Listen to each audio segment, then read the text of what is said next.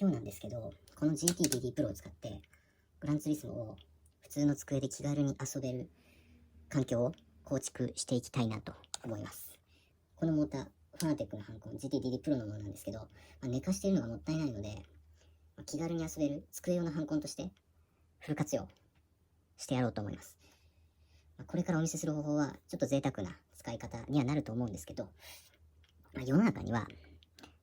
ハンコン2つ以上持っている方がいて、以前 GTDD Pro を手に入れたけど GTDD Extreme を買ったり他のハンコンにアップグレードしたりして GTDD Pro が余っているような人がいるかもしれません。ネットフリマに出すのもいいかもしれないんですけど、ハンコンが故障してレースができなくなるリスクを恐れて、家の中にハンコンが2個ぐらい転がっている人がいるかもしれません。以前 X でのアンケートをしたんですけど、2個以上ハンコを持っている人が結構いました。で、有効投票数が136票の中、まさかの 41% の人が2個以上のハンコを持っているという結果になりました。僕の X のアンケートではあるんですけど、でこれは僕の投票を見ている、変態な方、ハンコに対して、レースシムに対して変態な方が多い、限られたコミュニティでの投票だったんでそうなったのかもしれないんですけど、とにかく2個以上ハンコ持ってる人が 41% いるようなコミュニティもあるみたいですよ。で、レースシムをやり始めると、初めて購入したハンコンじゃ物足りなくなってアップグレードして、で、初号機、1号機を予備として置いてるような人が多いんじゃないかなと思っています。それが単純に物を溜め込んでしまうような人とか、そういう人が、複数ハンコンを持っているような傾向があるんだと思います。集計結果については概要欄にその結果のリンクを貼っておきましたので、本当かと思う方は見てみてください。さて、ハンコンを2個以上持ってる僕であるんですけど、グランツーリスモをする上で結構大変なことがあるわけで、結構しっかりとしたシムコックピットを制作はしたんですけど、あくまでそれは PC 用のシムコックピットだったので、使用しているペダルがファナテック製ではないヒューシンクベルトを使ったり、モザさんから提供してもらったペダルを使ってみたりしたりするわけで、そうするとグランツーリスモを遊ぼうとすると、ファナテック純正に戻す必要があるんですけど、ペダル交換が超大変です。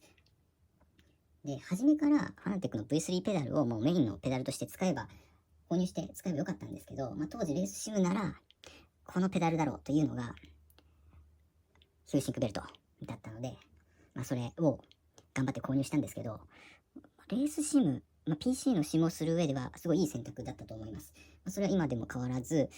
いろんなペダルが出てるとは思うんですけど、当時の流行りというか評判を信じてよかったなと。今でもわざわざ新しいものにしなくても、十分まだ使えるなと思ってます。いろいろ比べてみるともしかしたらよりいいものはあるのかもしれないんですけど、当時の価格帯でペダルっていうのは自分にとってはいい選択だったなと思ってます。そのペダル交換問題と、あとコックピットに座るのがちょっと億劫になってくる問題っていうのがあって、バケットシートを使ってるんですけど、これに対して座ったり脱出したりするのが結構大変なんですよね。なのでグランツーリスモを気軽にちょこちょこ遊ぶには、もっとバケットシートじゃなくてラフにプレイできる環境が必要なんじゃないのかなと思ってます。バケットシートにする必要なかったのかもしれないんですけど、かっこいいんでバケットシート。普通の自動車用の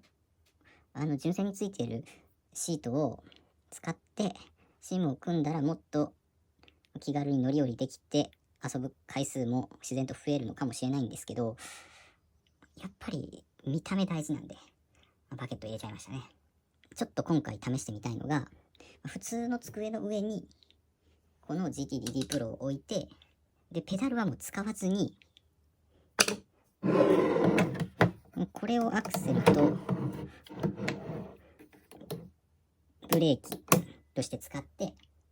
グランツーリスモを気軽にプレイしていくようなスタイルにするのはどうかなと思って試してみたいと思います。これがGTDD Pro にもともとついているクランプになるんですけど、これを気軽にここの机に取り付けたり取り外したりできるのかとか、そういうのを確認していきたいなと思ってます。では組んでいこうと思うんですけど、この取説に従って淡々とやっていきます。裏返して、こっちか。このピンを先に入れてやった方が良さそうですね。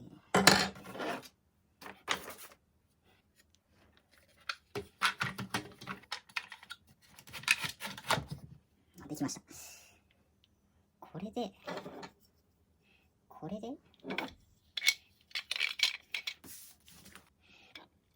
これをかぶせるんですね。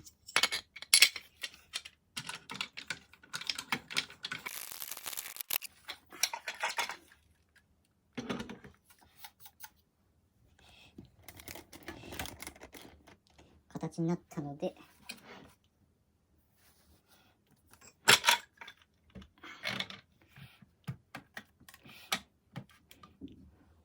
あとは机に据え付けるだけです。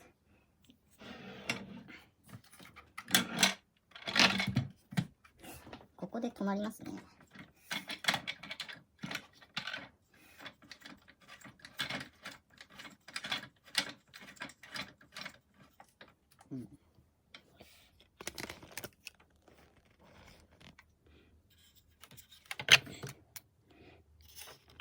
こう水平にしっかりこのゴムが机を噛むようにしてあげて、これで締めていくとつきますね。つきましたね。で、装着された DD Pro なんですけど、こんな感じなんですよ。結構机より前の方に飛び出ている感じになって、結構机の天板に負担がかかってますね。なので、これ8ニュートン出せますけど、実際使うとしたらもう1ニュートン、2ニュートン、本当に FFB が感じられる程度で使うことにはなると思います。もうだから、宝の持ち腐れではあるんですけど、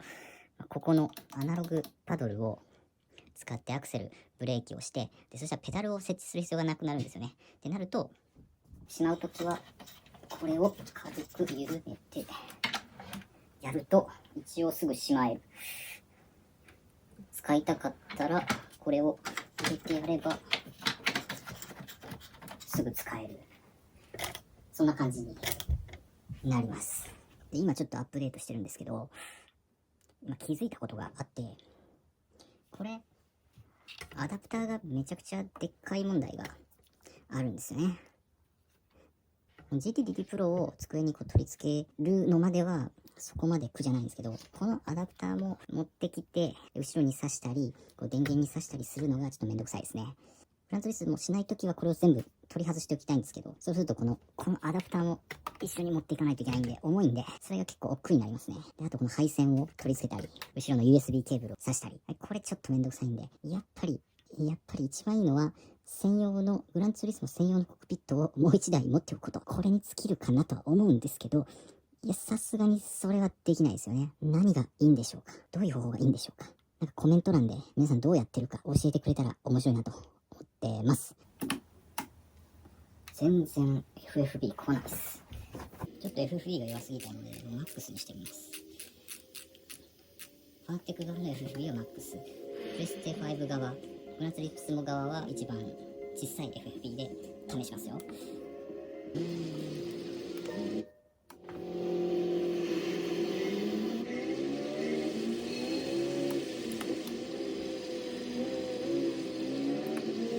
全然これでも遊べはしますね。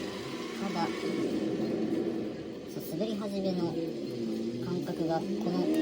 強さだとつかみにくいですね。今のままだと別に全然机に負担がかかったり、机が揺れたりはしないですね。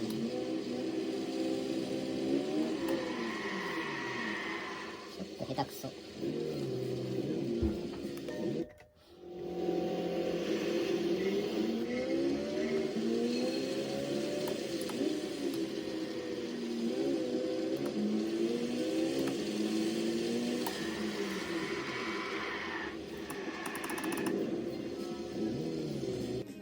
フィードバック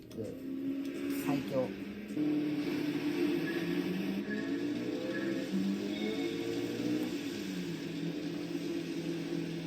強いけど机がダメになるような強さではないですね。雨のウェットっていうこともあるんだとは思うんですが、そして全然速くはならないですね。これで耐えたら十分この環境で遊べると言っていいでしょう。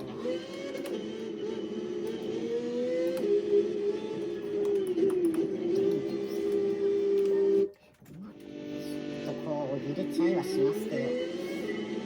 扱い方を間違えなければこれでも遊べそうな気はしますが、天板にはダメージは出てくるかもしれないです。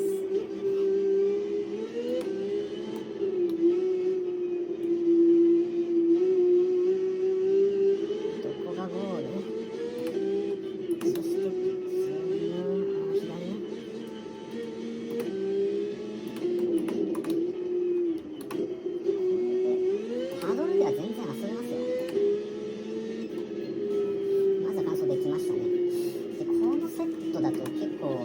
高級なステアリングとパドルになっちゃうんで、マクラーレンのファンテックのマクラーレンのステアリングだったら初めから CSL グレードっていう廉価版のグレードでパドルがついてくるんで、ちょ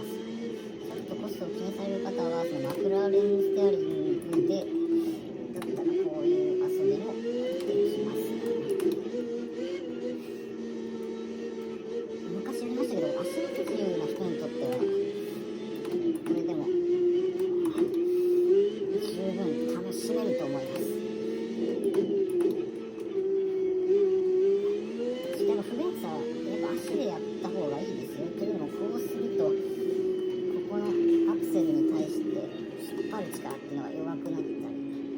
するので、一定のアクセルをこう回しながら、一定のアクセル回転をこう回しながらやり続けるっていうのはやっぱり慣れが必要なので、ペダル単体でやった方がコントロールがしやすいとは思います。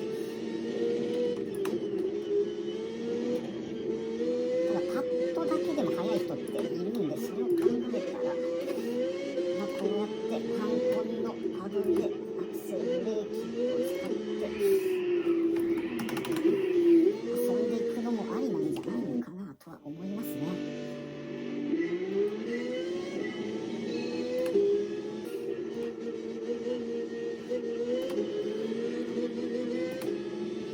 これ高いんで、マクローレンステアリングって安くできるバージョンのリンクを貼っておきますね。でもこれ楽しいな。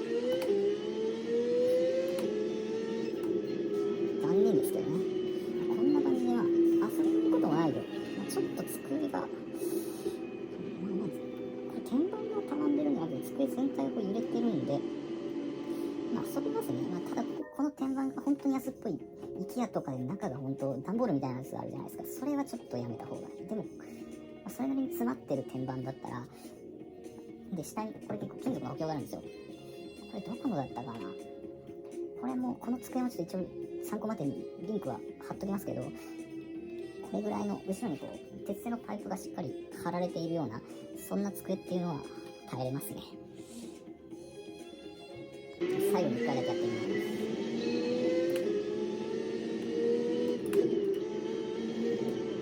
慣れてないんですわ。